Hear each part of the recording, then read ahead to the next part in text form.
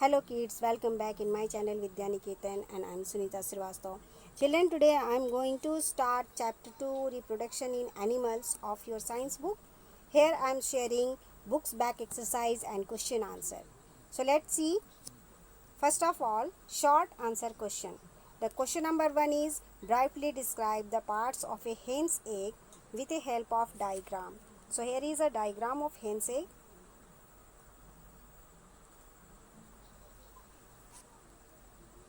First of all, the egg of a hen is covered with a thin but hard covering called the eggshell. So this is eggshell. On inside, the egg is filled with a transparent substance called the albumin. So here is albumin. अंडे के ऊपरी भाग में जो albumin होता है वो थोड़ा सा थीन होता है, यानी कि थोड़ा पतला होता है, लेकिन अंडे के निचले भाग में जो एल्बुमिन का जो घोल होता है वो क्या होता है, थोड़ा सा गाढ़ा रहता है। इस एल्ब्यूमिन में बहुत ज़्यादा प्रोटीन होते हैं। नेक्स्ट है इसका येलो पार्ट, जिसको हम योक कहते हैं, और ये योक जो होता है इसमें फैट, विटामिन्स और मिनरल्स बहुत ज़्यादा होते हैं। नेक्स्ट इसका एक पार्ट और है जिसे हम एयर सेल कहते हैं, और ये एयर सेल तब बन जाता है अंडे के बीच में जब ये मुर्गी से बाहर निकलता है। क्या होता है कि जब ये मुर्गी के अंदर होता है अंडा, तब वार्म होता है और उसकी वजह से ये पूरे में जेली फैला हुआ रहता है। लेकिन जैसे ही अंडा बाहर निकलता है तब क्या होता है, इसका जो ये घोल है ये गाढ़ा होने लगता है और ऊपर की तरफ ये खिसकने लगता है, जिससे कि जो एगसेलें और जो ये एल्ब्यूमिन है उनके बीच में एक सेल बन जाता है जिसे हम एयर सेल कहते हैं। चलिए, यहाँ हो गया एग्स का स्ट्रक्चर और आगे हम इनके बारे में लिखेंगे भी। The egg of a hen has a thin protective covering called shell. जो बाहरी परत होती है वाइट कलर की होती है उसे हम एग शेल कहते हैं। Within the egg shell is a white jelly like substance called albumin which is rich in protein. जो अभी आपको मैंने बताया, एल्ब्यूमिन ये वाला पार्ट होता है इसका, ये, और ये रिच होता है प्रोटीन में। यहाँ इसमें प्रोटीन बहुत ज़्यादा होते हैं। The yellow inner part of the egg is called yolk and it is rich in fats, vitamins and minerals. और इस वाले पार्ट में विटामिन्स, मिनरल्स और फैट्स बहुत ज़्यादा होते हैं। Next, there is a air cell formed by cooling of the contents. इस कॉन्टेंट्स के कूल होने पर एयर सेल बन जाता है। एक और बात मैं आपको यहाँ बताना चाहूँगी। यहाँ देखिए, ये रेड कलर का छोटा सा पॉइंट आपको नज़र आ रहा होगा, इसे हम एम्ब्रियो कहते हैं, ठीक है। और यही एम्ब्रियो डेवलप होके चिक बनता है, और इस एम्ब्रियो के लिए जो फूड्स होते हैं वो इस योक में होते हैं। ये जो योक होता है इसमें जो डेवलपिंग एम्ब्रियो होता है उसके लिए फूड कंटेंट रहते हैं। चलिए, आपको एग का स्ट्रक्चर और एग के बारे में सारी बातें अच्छी तरह से समझ आ गई होंगी। नेक्स्ट क्वेश्चन की तरफ हम बढ़ेंगे। तो क्वेश्चन नंबर बी है हमारा, what do you mean by Metamorphosis.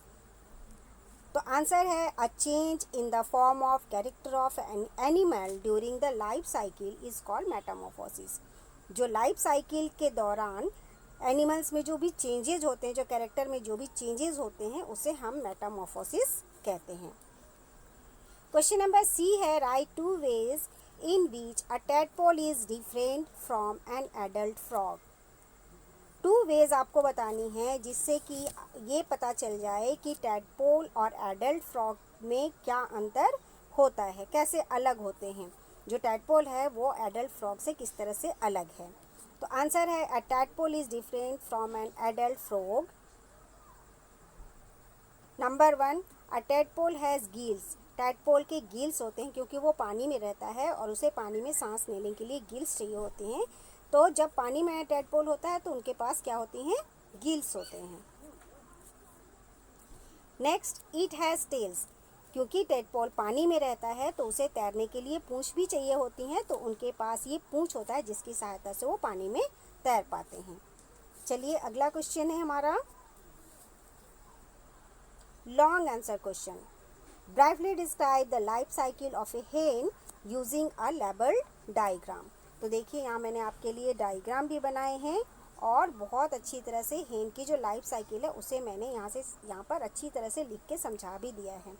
तो आप देखिए सबसे पहले क्या होता है, mother hen lays egg in its nest. Next, she sits on egg to keep them warm, it is called incubation. मुर्गी अंडे देती है, अंडे के बाद क्या होता है वो उनके ऊपर बैठती है, उन अंडों को गर्म करती है वो, तो क्या होता है इस प्रोसेस को हम इंक्यूबेशन कहते हैं। ठीक है, this helps the embryo to develop better and faster. मुर्गी के इस तरह से वार्म करने से एग को क्या होता है, जो एम्ब्रियो इनके अंदर का है वो बहुत अच्छी तरह से और बहुत तेज़ी से डेवलप होता है। नेक्स्ट है एम्ब्रियो डेवलप इनटू चीक। जो एम्ब्रियो है इनके अंदर ये चीक बन जाते हैं, देखिए ये। Then the chick come out from egg called hatching. जब अंडे चूजा बनकर चिक बनकर बाहर निकलते हैं तो इनको हम इस प्रोसेस को हम कहते हैं हैचिंग। ठीक है, नेक्स्ट ये देखिए बिल्कुल बेबी चिक बाहर आ गया और अब देखिए ये ग्रो होता है और एक एडल्ट हेन बन जाता है। ठीक है, तो ये है लाइफ साइकिल हेन की। तो यहाँ मैंने इनके नाम भी लिख रखे हैं, देखिए adult hen, eggs, mother sits on the eggs to keep them warm. यहाँ देखिए baby chick come out from egg and chick grow. तो इस तरह से आपका ये क्वेश्चन भी पूरा हो गया। नेक्स्ट हमारा क्वेश्चन है explain the life cycle of a butterfly with the help of a labelled diagram. तो यहाँ लाइफ साइकिल है हमारी बटरफ्लाई की। ये देखिए सबसे पहले ये बटरफ्लाई है। बटरफ्लाई क्या करते हैं, अंडा जब देती है बटरफ्लाई तो ये पत्तों पे देती है। ठीक है, ये यहाँ से ये देखिए इनके एग्स हैं। इसके बाद ये एग्स थोड़े दिनों में क्या हो जाते हैं, ये कैटरपिलर बन जाते हैं। इनको हम लार्वा भी कहते हैं।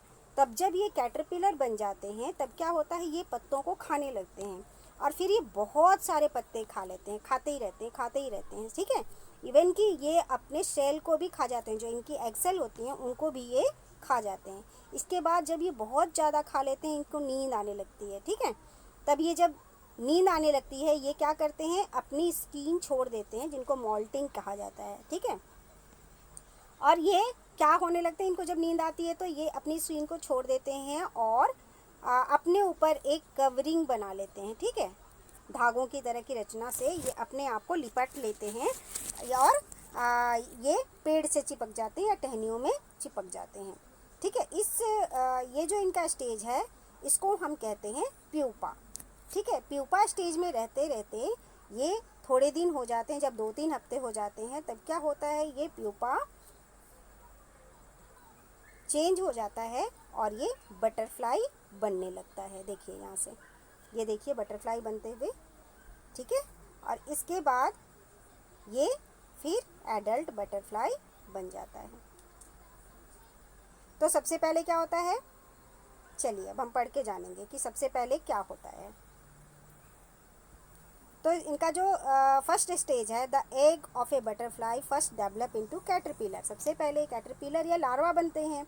The caterpillar wrap itself on a covering called the cocoon, जिसमें ये अपने आप को धागे की तरह लपेट लेते हैं। उसको हम कहते हैं, उस स्टेज को कोकून कहते हैं, वो कोकून कहलाता है।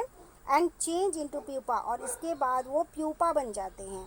The pupa develop and change into butterfly, इसके बाद जो प्यूपा है थोड़े दिनों में वो बटरफ्लाई बन जाता है। एंड द साइकिल कंटिन्यू, और इस तरह से ये साइकिल कंटिन्यू हो जाती है। नेक्स्ट है हमारा question, draw a neat diagram showing the life cycle of A frog. तो यहाँ देखिए ये लेबल डायग्राम है आपके लिए फ्रॉग के लाइफ साइकिल की। जो एडल्ट फ्रॉग होता है ये पानी में अंडे देता है, ध्यान रखिएगा, ये पानी में अंडे देता है और हजारों की संख्या में देता है ये, इसलिए इनके जो एग का जो ग्रुप है उसको हम क्लस्टर भी कहते हैं, उसको स्पॉन, उसके लिए एक अलग से वर्ड है स्पॉन। तो याद रखिएगा, जो cluster of egg of A frog is called spawn. इसके बाद ये डेवलप होता है, इसके एम्ब्रॉयो डेवलप होते हैं और इसके बाद ये बनते हैं टैडपोल। तो टैडपोल पानी में रहता है और इसलिए इसके पास देखिए, ये तैरने के लिए इसके पास पूंछ होती हैं और इनके पास गिल्स भी होता है ताकि ये पानी में सांस ले सकें। धीरे धीरे ये टैडपोल ग्रो होते हैं और इनके देखिए पैर आने लगते हैं। ठीक है, थोड़े और बड़े होने पर क्या होता है, ये लैंड की तरफ जाते हैं और इनके बाद इनमें लंग्स भी डेवलप हो जाता है और ये देखिए थोड़े थोड़े अब देखिए ग्रो हो जाते हैं। इनकी पूंछ जो है वो धीरे धीरे गायब होने लगती है और फिर ये थोड़े दिनों में एडल्ट फ्रॉग बन जाते हैं। तो ये है फ्रॉग की लाइफ साइकिल। तो यहाँ हमारा चैप्टर, ये क्वेश्चन आंसर बड़े वाले ख़त्म होते हैं। चलिए हम बुक्स की बैक एक्सरसाइज को देखेंगे। चलिए हम बढ़ते हैं बुक्स की बैक एक्सरसाइज की तरफ और सबसे पहला क्वेश्चन है हमारा ऑब्जेक्टिव टाइप क्वेश्चन। तो सबसे पहले circle the correct answer. This animal reproduce by giving birth to their young ones. Now the option is hen, cow, snake and frog. The correct answer is cow, because cow giving birth to young ones. Hen, snake and frog lays their eggs. Number B, a change of form in the life cycle of animal is called this life cycle. Spawn, stages, metamorphosis हो गए इसके correct answer. Next c, life cycle of frog has this stage. इनमें से कौन सा stage frog की life cycle में होता है? कैटरपिलर नहीं, क्योंकि ये बटरफ्लाई में होता है। Spawn, yes, this is the part of life cycle of a frog. Spawn means cluster of eggs. Chick, no. Hen, no. D, the transparent substance filled inside the egg is this. अंडे के अंदर जो transparent substance होता है उन्हें क्या कहते हैं? योग नहीं कहते हैं, क्योंकि योग तो येलो पार्ट को कहते हैं। Albumin is the correct answer. उसे हम एल्बुमिन कहते हैं। जो ट्रांसपेरेंट पार्ट होता है अंडे के अंदर उसे हम एल्बुमिन कहते हैं। लिक्विड भी नहीं और मॉइस्चर भी नहीं। आइए, यहाँ मैचिंग है और मैचिंग में जिनके जो बेबीज़ होते हैं उनके साथ मैच करना है। तो यहाँ पे हम देखेंगे ह्यूमन के साथ मैच हो जाएगा बेबीज़, फ्रॉग के साथ टेडपोल, बटरफ्लाई का कैटरपिलर, हेन का चिक, स्नेक का एग। चलिए आगे बढ़ते हैं। Rewrite the sentence in the correct order. यहाँ पे जो सेंटेंस है वो करेक्ट ऑर्डर में नहीं है, इन्हें दोबारा से करेक्ट ऑर्डर में लिखना है। Snake and hens give birth to young ones, ये करेक्ट नहीं है, तो हम कैसे लिखेंगे इसे? दोबारा हम लिखेंगे snake and hens lays their eggs. Number b, the egg of hen hatch to form a tadpole, ये इनकरेक्ट है और इसे करेक्ट करके हम लिखेंगे the eggs of a hen hatch to baby chicks. Number C, the pupa of butterfly grows into caterpillar, ये incorrect है और करेक्ट करके हम लिखेंगे the pupa of butterfly grows into a butterfly. Next D, the tadpole looks exactly like the adult frog. No, exactly को यहाँ पे काट देंगे। the tadpole look different from an adult frog. यहाँ देखिए, tick the odd one, the hint will tell you something about the group. यहाँ पे odd जो है उनको टिक लगाना, उन्हें टिक करके हटाना है उनको। और जो यहाँ हिंट में है वो इस ग्रुप के बारे में आपको बताएंगी कि ये किनका ग्रुप है और उनमें से कौन सा सबसे अलग है, उसे आपने टिक लगाना है। Number A, frog, snake, elephant, हेन। हिंट यहाँ पे है एनिमल दैट ले एग्स। यहाँ पे जो एनिमल अंडे देते हैं उनका ग्रुप है, तो जो अलग है उनसे उनको टिक लगाएंगे। तो फ्रॉग भी अंडा देता है, स्नेक भी और हेन भी। तो एलिफेंट यहाँ पे सबसे अलग है, तो हम इसे टिक लगा देंगे। Okay, now the next, frog, cat, dog, humans. Hint में है animal that give birth to young ones. यहाँ जो एनिमल्स जो अपने जैसे बच्चों को जन्म देते हैं उनका ग्रुप है, तो जो इनमें एग लेइंग एनिमल हैं उनको हम हटा देंगे। तो कैट भी अपने बच्चे को जन्म देते हैं, डॉग भी और ह्यूमन भी, तो फ्रॉग यहाँ अलग है, इसे हटा देंगे। Next, pupa, caterpillar, egg and tadpole. यहाँ हिंट में है stages in the life cycle of butterfly. Butterfly की लाइफ साइकिल है यहाँ पे, तो प्यूपा भी बटरफ्लाई की लाइफ साइकिल में है, कैटरपिलर भी और एग भी।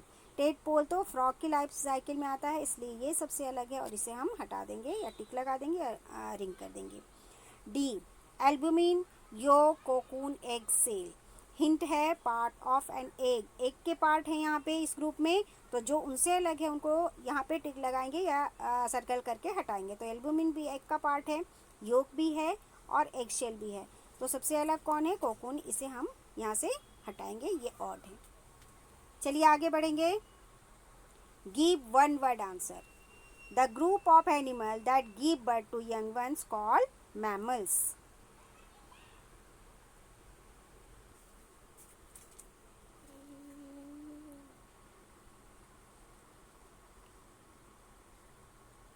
mammals, MAMMALS. Next, the white substance found in the hen's egg, albumin.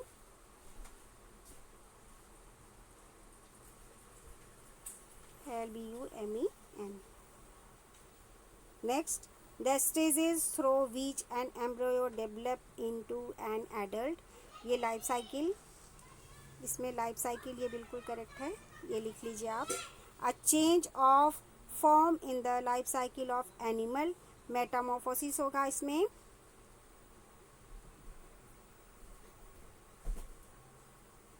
META Meta, MOR more, PHOSIS Metamorphosis. Okay, next, give two example for each of the following animal that give birth to young ones. इसमें आप लिख सकते हैं human है और elephant है, आप काऊ और डॉग लिख लीजिए, ये सबसे इजी होता है क्योंकि स्पेलिंग मिस्टेक भी नहीं होगी इसमें। एनिमल दैट ले एग्स, इसमें स्नेक और हेन भी ठीक है। आप फ्रॉग भी लिख सकते हैं, FROG, फ्रॉग और हेन। Okay, next, animal that so Metamorphosis, इसमें होगा फ्रॉग, फ्रॉग और बटरफ्लाई, बटरफ्लाई। यहाँ जो आंसर है वो है, यहाँ फ्रॉग तो सही है पर यहाँ पे आ जाएगा बटरफ्लाई, यहाँ पे स्पेस नहीं है। BUTTERFLY।